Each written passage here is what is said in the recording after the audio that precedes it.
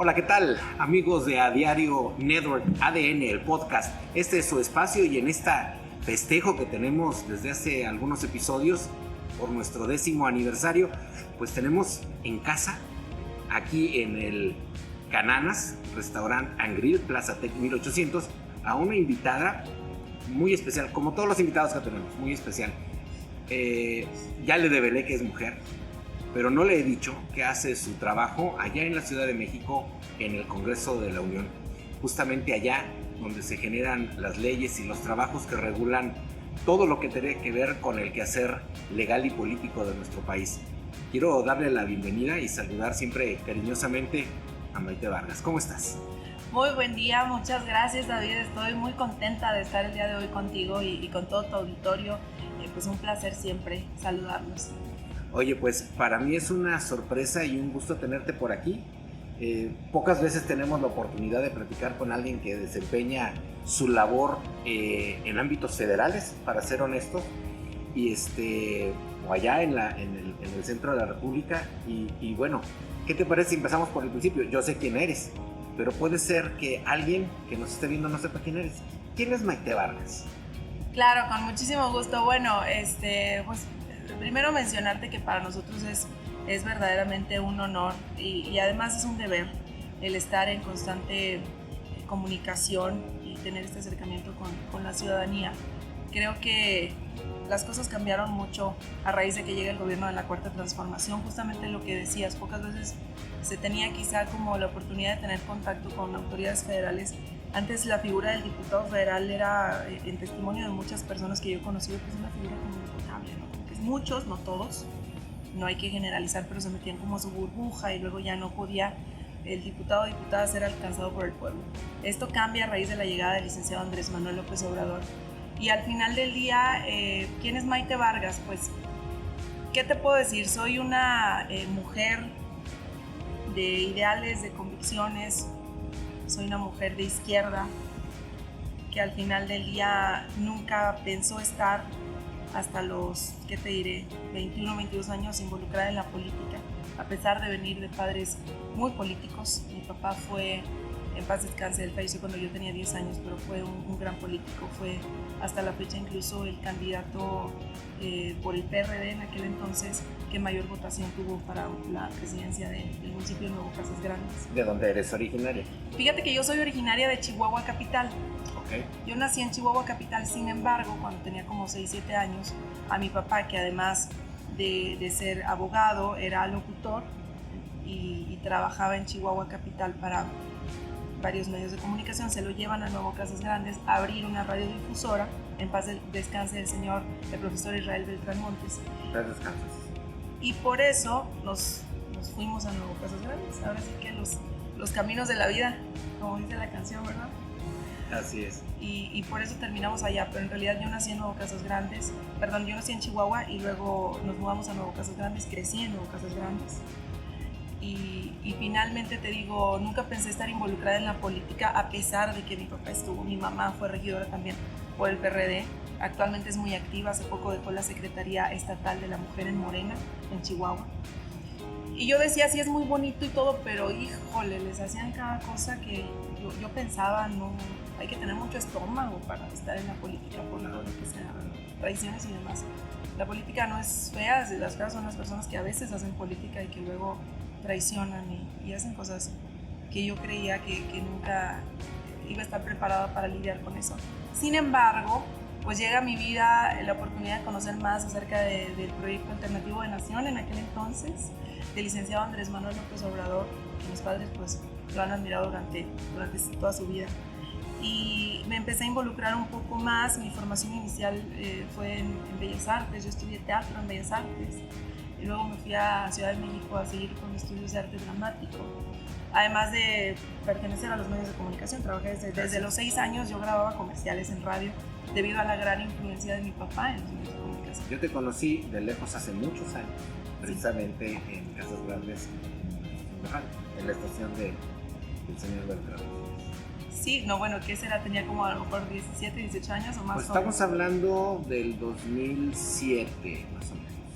Ok, justamente acababa yo entonces de regresar de Estados Unidos, porque además, como muchas de las personas que nos están escuchando, también me tocó irme en este caso a Denver, Colorado, cuando la situación económica en la familia no estaba bien. Me tuve que ir con mi hermana y terminé de estudiar high school allá, la preparatoria, y luego seguramente fue en ese lapso regreso y vuelvo al trabajo de BM Radio.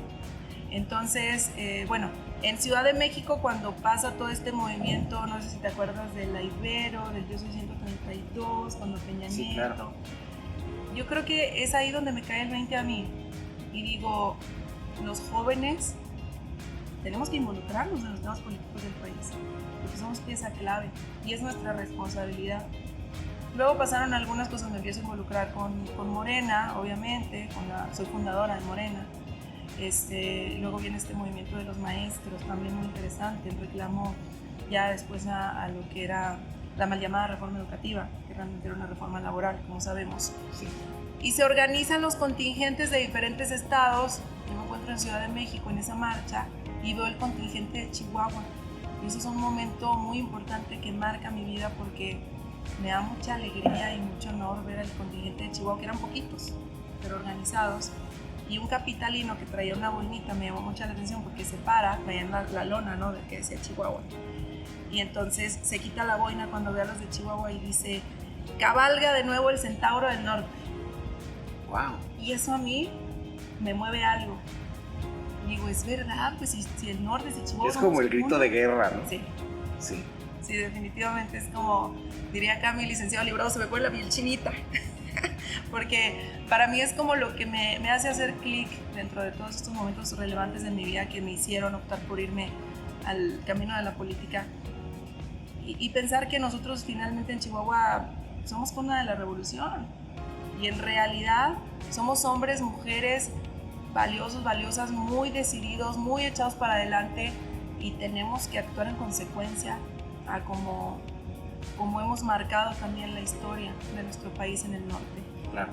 Y así es como me empiezo a involucrar. Ya de ahí me convierto en la primer presidenta del comité municipal de Morena en Nuevo Casas Grandes.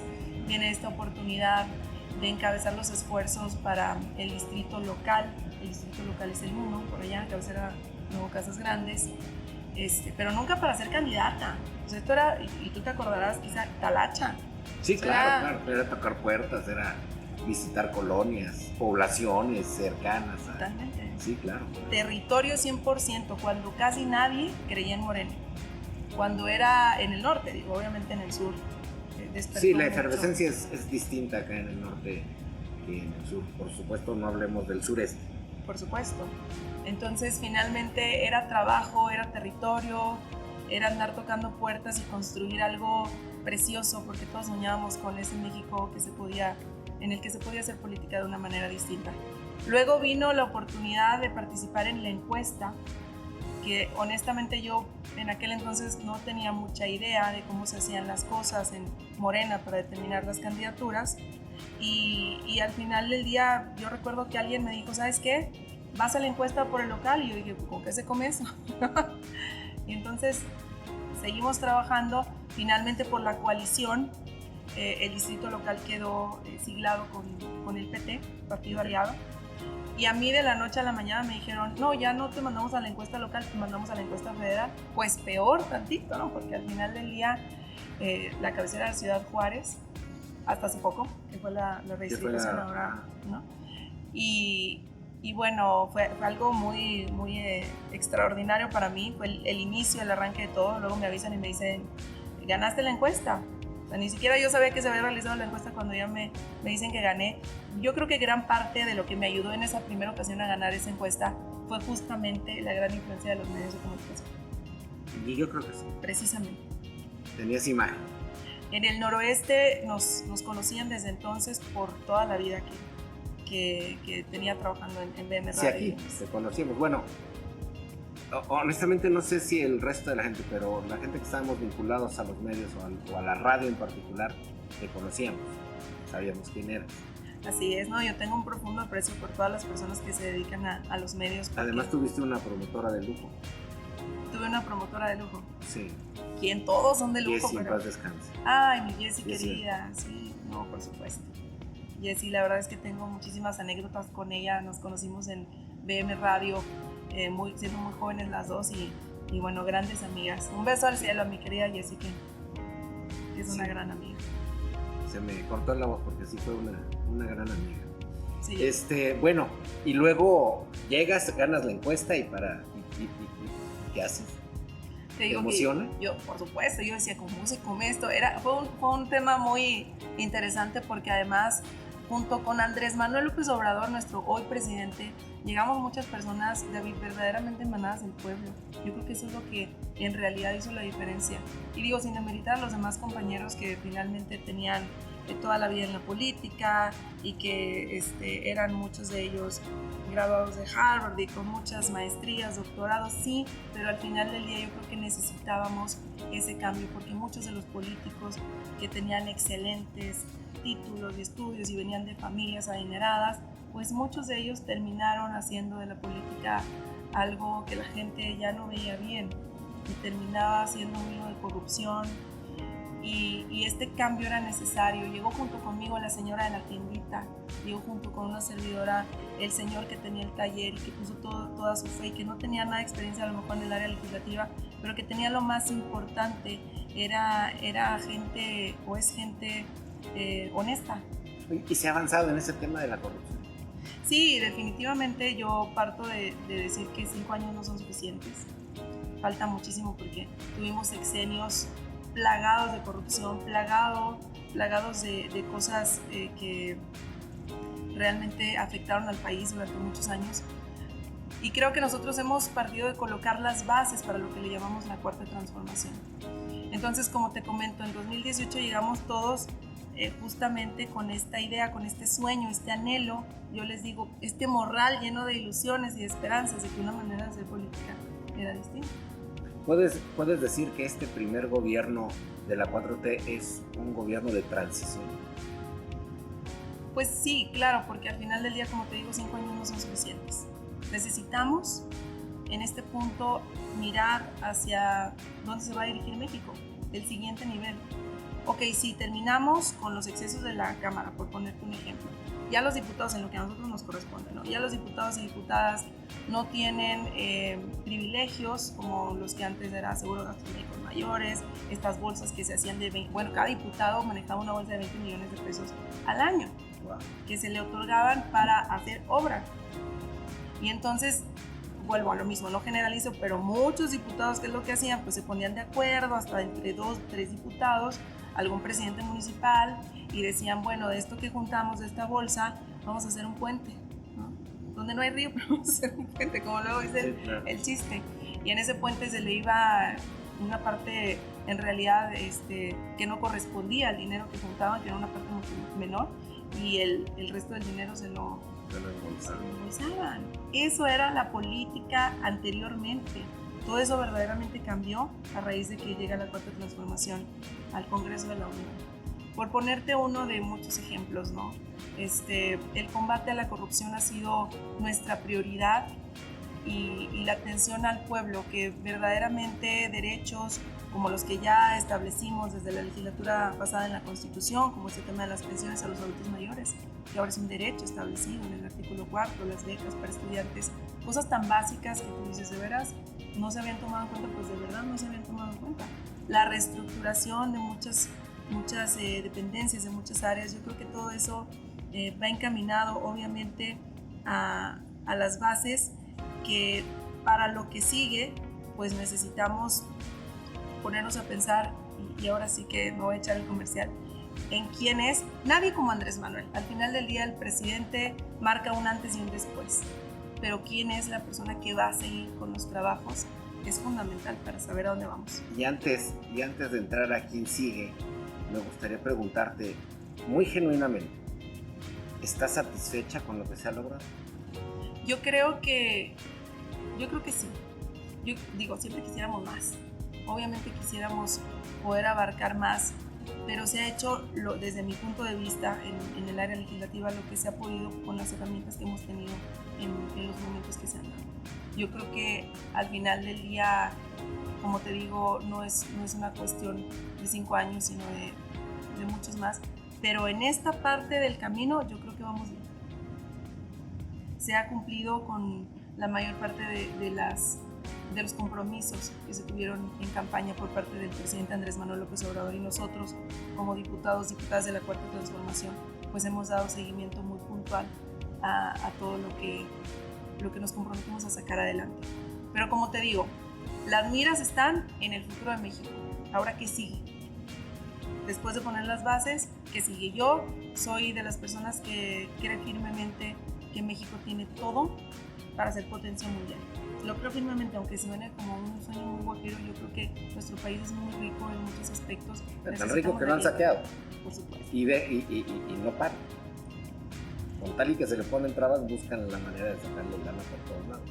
Sí, no, bueno, el tema de la corrupción es un tema muy complejo, porque al final del día tú puedes decir y poner el ejemplo y decir, así se va a hacer, como una escalerita, ¿no? Es cultural, como decía Peña Nieto. O sea, al final del día yo creo que sí se necesita muchísimo la participación tanto de los diferentes órdenes de gobierno, no nada más del gobierno federal, es qué estás haciendo tu gobierno estatal, qué estás haciendo tu gobierno municipal, pero sobre todo también de la ciudadanía. Es un trabajo de todos, no le podemos dejar nada más el combate a la corrupción al gobierno federal, porque sería muy iluso pensar que un solo equipo, aunque sea federal, puede con todo. ¿Y quién podría seguir con ese trabajo? Desde nuestro punto de vista, nuestra opinión muy humilde, creemos que la persona mejor preparada, con mayor capacidad, liderazgo, experiencia, es el licenciado Marcelo Ebrard. Y entonces llegas al equipo de Marcelo Ebrard coordinando los esfuerzos que se dan en la búsqueda de esta coordinación de la Cuarta Transformación para Marcelo. Sí, fíjate, la legislatura pasada, porque bueno, además a mí me toca ser diputada, la única diputada federal por la coalición Juntos Hacemos Historia en Chihuahua, reelecta por mayoría. Entonces, una gran responsabilidad que me dio la ciudadanía y que seguimos representando con mucho orgullo, con mucho honor desde el Congreso de la Unión. Y entonces en la legislatura pasada fui secretaria en la Comisión de Relaciones Exteriores. Conocí ya un poco más el trabajo del licenciado Marcelo. Yo veía y leía sobre él y decía, wow, qué hombre tan preparado, y definitivamente es uno de los mejores políticos que tiene México. Ya cuando ingresamos a esta nueva legislatura, me tocó en la primer plenaria que tuvimos, me acuerdo, cuando él llegó con su tema de Relaciones Exteriores, le dije enfrente de todos los demás diputados, querido secretario, además de estar aquí como diputada, créanme que estoy como soldadito en Chihuahua y lo que se ofrezca, porque vamos a lo que sigue con usted. Ese fue como mi primer momento con él, ¿no? Okay. Y entonces él ya se acerca y me dice, Maite, muchas gracias, no es el momento todavía, pero lo vamos a considerar para cuando sean los tiempos. Y los tiempos llegaron muy pronto, de hecho, y se dio toda esta organización. Me nombran coordinadora estatal para la promoción y difusión de la imagen y experiencia del licenciado Marcelo Ebrard en Chihuahua. ¿Y cuál fue la sorpresa? Que la verdad es que la gente en el norte, como en muchos otros lugares del país, conecta con el licenciado Marcelo Ebrard y saben de él y de su trayectoria y de su experiencia. Marcelo no es un hombre que va a probar a ver si puede hacer las cosas, a ver si puede mejorar. No, él ya lo ha demostrado. Recordemos, fue jefe de gobierno. Es el único de los aspirantes que ha sido sucesor de Andrés Manuel López Obrador, y que a mí no me queda la menor duda, volverá a ser el gran sucesor de Andrés Manuel López Obrador. Y cuando él fue jefe de gobierno, pues no únicamente dejó las estrategias, los programas que ya funcionaban con Andrés Manuel, sino que implementó nuevos, que también dieron buenos resultados. Fíjate, algo muy interesante que comentarte, programas como el de Prepa Sí, que él impulsó durante su gobierno, hoy son programas nacionales porque funcionaron bien. Claro. Y que es este programa que le da el apoyo a los jóvenes estudiantes de preparatoria para que continúen con sus estudios. Yo creo que nadie tiene duda en la experiencia y en el tesón y en la calidad de Marcelo. Yo creo que como nadie tiene duda de las cualidades que tiene cada uno de los aspirantes, cada quien con sus atributos positivos en sus niveles, cada uno, ¿verdad? Pero centrándonos en Marcelo, la semana pasada fue una semana toral en esta carrera. Hace posicionamientos duros y también marca literalmente un parteaguas de lo que fue su carrera refiero por esta búsqueda de la coordinación. Y lo que faltan estos, que son 10, 8 días. Ya nos 7, falta una cosa así. semana y cachitos, sí, ya. 2 preguntas muy sencillas. ¿Se va? ¿Es en realidad esta situación de la semana pasada un anuncio de que si no sale él se va? Yo Se creo va de que Morena. te voy a contestar, si me permites, con lo siguiente. Las personas más interesadas en que Marcelo se vaya son aquellas que tienen miedo, un gran miedo de que él gane. Marcelo no se va. Marcelo al final del día ha sido de las personas más leales al presidente y al gobierno de la Cuarta Transformación, ya lo demostró. Él no le tiene miedo a las encuestas, él ya pasó por procesos similares con el licenciado Andrés Manuel López Obrador. Además, y en alguna de esas encuestas, justamente que fueron 3 preguntas, una la gana el hoy presidente Andrés Manuel López Obrador, otra la gana Marcelo y la otra la gana Andrés Manuel, pero por un margen muy pequeño, si recordaremos. 36, 30 y algo. Sí. ¿Sí? Lo que le daba la oportunidad a Marcelo de decir, pues segunda vuelta. No, él es un hombre de convicción, de ideales, de compromiso. Por supuesto que lo que él pide a cambio, y en este punto exigimos a cambio, pues es un proceso transparente, limpio, democrático. Porque además no es una cuestión de que Marcelo merezca un proceso así, es una cuestión de que el pueblo de México merece un proceso de ese nivel. Entonces, a partir de eso, ¿consideramos que el proceso se está enturbiando? Pues consideramos que hay ciertas denuncias bien fundadas, donde muchos compañeros y compañeras en otros estados han sido testigos de que lamentablemente sí se han estado involucrando funcionarios que no se deben de involucrar. Y esto nos duele porque somos parte de un mismo movimiento, partido, porque al final del día no podemos convertirnos en aquello que juramos destruir. ¿Estás de acuerdo? Somos el gobierno de la Cuarta Transformación, somos el gobierno que combate la corrupción, que lidera al pueblo. Y yo creo que esto es algo que al final del día debemos de respetar absolutamente. No se debe viciar un proceso tan legítimo como el de una encuesta que va a definir a quien encabezará los esfuerzos de la Cuarta Transformación. Ok, y la siguiente pregunta es, la estrategia, yo lo he dicho y a lo mejor lo has visto en algunos foros, la estrategia que has seguido, Marcelo, en el sentido de llevar propuesta hacia la población que asiste a las asambleas informativas, que queremos pensar que estas asambleas están dirigidas a militantes y simpatizantes, ¿verdad? Entonces, sí, ha sido de los, creo que el único, a reserva de que me equivoque, creo que el único que ha llevado propuesta directa en salud, en seguridad, ahí tenemos el pasaporte violeta mujeres, que acaban de presentarnos hace unos días aquí en Ciudad Juárez. Y la pregunta es, ¿no se está brincando los lineamientos originales? Pues mira, yo creo que, como él lo ha comentado, al final del día habría un debate muy grande a la hora de preguntar hasta dónde llega la libertad de expresión de alguien, y en qué momento se convierte en propuestas, ¿no? Netamente que están prohibidas por el tema de que no son los tiempos. Pero todo esto que Marcelo ha venido planteando, háblese del pasaporte violeta, háblese del plan Ángel, que es un plan extraordinario que tiene que ver para la atención de la seguridad por medio de la tecnología, de las 8 tecnologías más exitosas que están funcionando actualmente en otros países.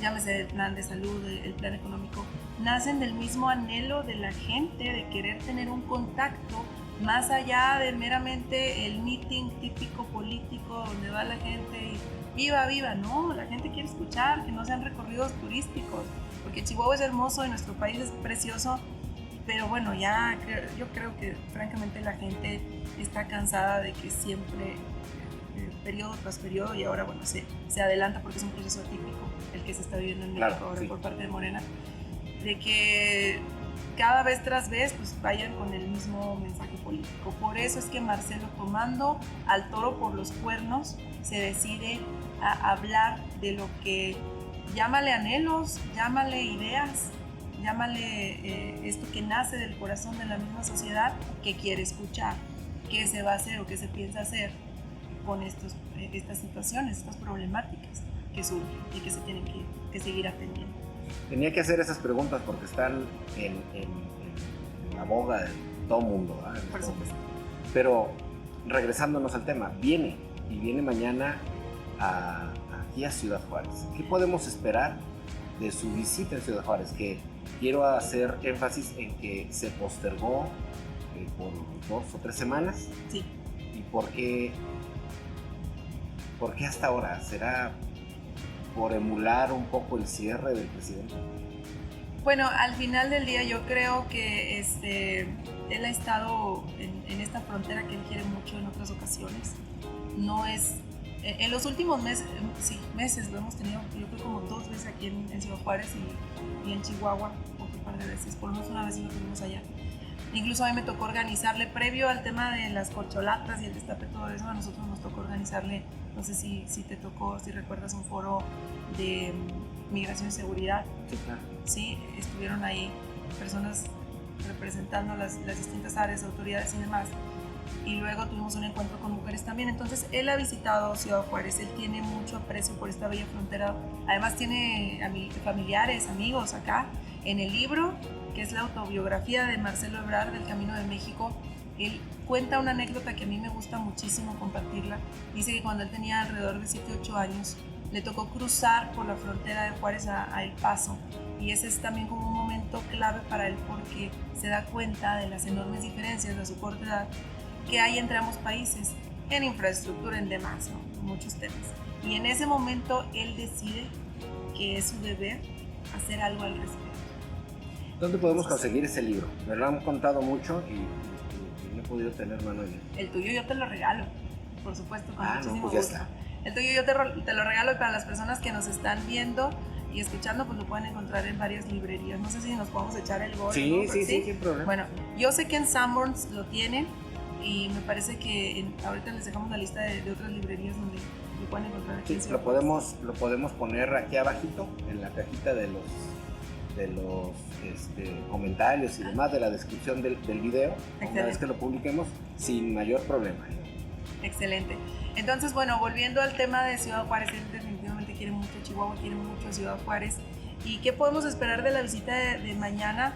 Pues tenemos gran expectativa. La gente quiere acercarse al licenciado Marcelo Ebrard. Él viene con un foro donde nos va a hablar un poco de economía, un poco seguramente del pasaporte violeta también, del tema de seguridad que tanto ha dado de qué hablar y que verdaderamente es extraordinario porque nos dará la oportunidad de tener el México más seguro de la historia. Y yo estoy completamente convencida de ello.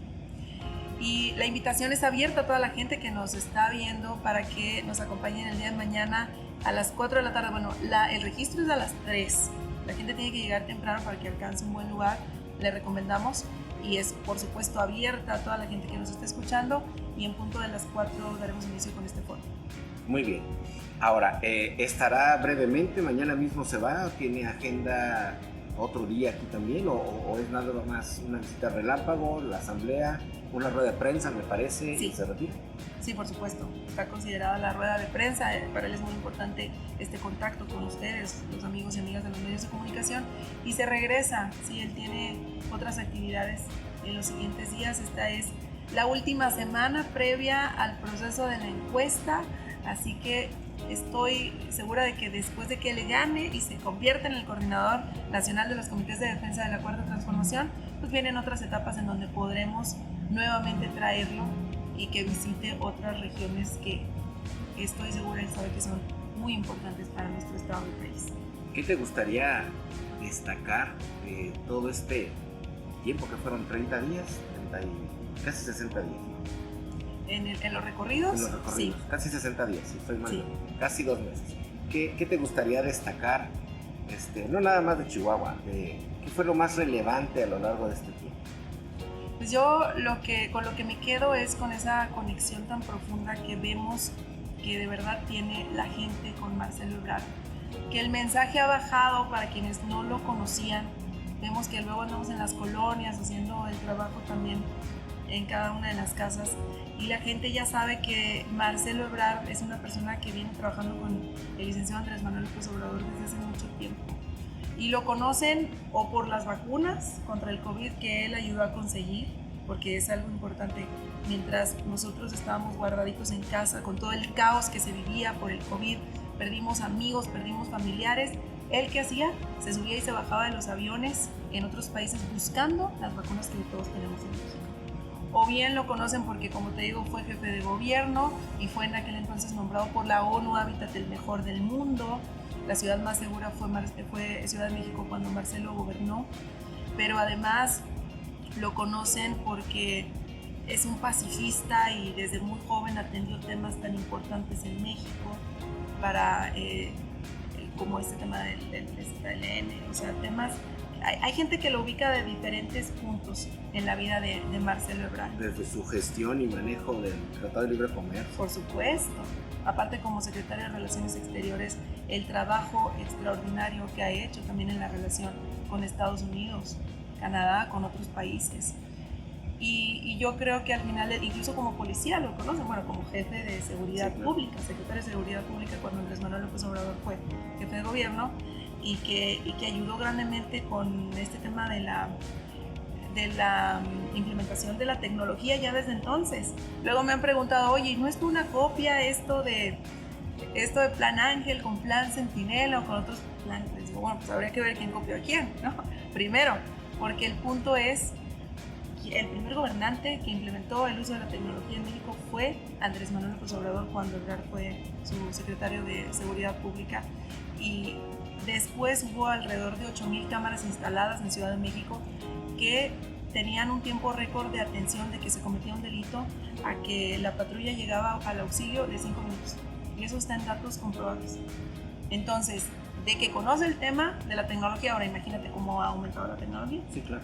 Y que la intención con este gran plan llamado Ángel es que si aquí se tiene en el estado de Chihuahua una red de cámaras como se planea, ¿no? Como se plantea por parte del gobierno del estado, y que existan estas mismas redes como una macroaplicación, como lo dice Marcelo Ebrard, que estén conectadas pero en todo el país con inteligencia artificial para evitar los errores humanos, pues imagínate la cantidad de delitos que pudiéramos evitar. A mí me gustaría mucho platicar de cada uno de estas áreas que ha ido presentando, pero tu equipo me cuelga si me paso de este minuto particular.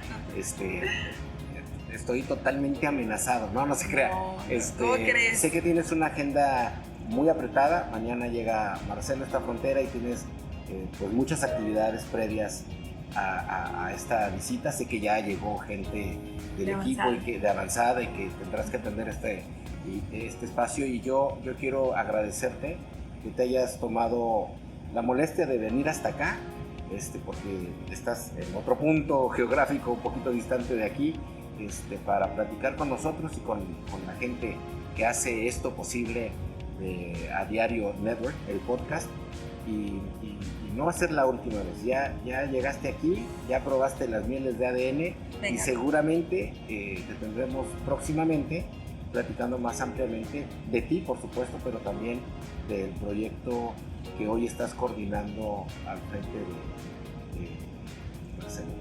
No, hombre, David, para mí es un honor, de verdad, y por supuesto no será la primera ni la última vez. Aquí me tendrás ya muy seguido porque ha sido una plática muy amena, y sí, nos faltaron muchísimas cosas para platicar, caray, pero estoy segura de que ya tendremos tiempo, y te agradezco infinitamente el favor de que nos hayas invitado. Para mí es, como te digo, un placer. Y bueno, terminar comentándote esto, ¿no? Que me quedo con que la gente al final del día ha estado conectando mucho con el licenciado Marcelo, y eso me llena de orgullo saber que estamos representando, saber que estamos por verdadera convicción en este proyecto, porque estamos convencidas de que lo que necesita México para llegar al siguiente nivel es a una persona como el licenciado Marcelo Ebrard. Pedirle a la gente que nos está viendo que si esta encuesta llega a su casa, le dé la oportunidad a Marcelo Ebrard de encabezar los esfuerzos de la Cuarta Transformación. A Marcelo, sí, el internacionalista, el mundialmente conocido, el ex canciller, pero sobre todo a Marcelo Ebrard, el humano. Esa es la parte que a nosotros más nos gusta resaltar de Marcelo. Ese hombre que durante el sismo del 85 o la reciente pandemia del COVID, pues no dudó en poner en riesgo su vida, porque puso en riesgo su vida, protegiendo a las personas que debía de proteger. Ese hombre que al final del día ha ido en sus diferentes etapas trabajando por el bienestar de México, ese niño, a mí me gusta decirles que, como te conté, un día cruzó por la frontera de nuestro estado, aquí por Juárez del Paso, y se dio cuenta de las enormes diferencias que existían y supo que tenía que hacer algo. Y Marcelo Ebrard, el hombre, que a mí no me queda la menor duda, va a volver a ser lo que ya fue, el gran sucesor por el bienestar de México. Bueno, pues ahí está. Yo, ¿qué puedo agregar? Si ya lo dijiste todo, no me queda más que agradecerte, reiterarte el agradecimiento de estar aquí y, por supuesto, agradecerles a ustedes el favor de su atención y esperar un nuevo episodio.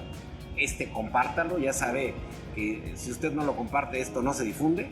La intención es que podamos platicar con diferentes actores de la vida pública de nuestro estado y ahora también de nuestro país en general y difundir lo que tienen que decir, que siempre es muy interesante estar informado y conocer las diferentes perspectivas desde la fuente, desde la persona, desde la raíz de las ideas. Eso es lo que hay que pelear, las ideas, no las personas. Le agradezco nuevamente el favor de su atención y nos vemos en el próximo. Les recuerdo, estamos aquí en Cananas, Restaurante and Grill, Plaza Tec, 1800. Gracias. Sonrían, todo va a estar bien.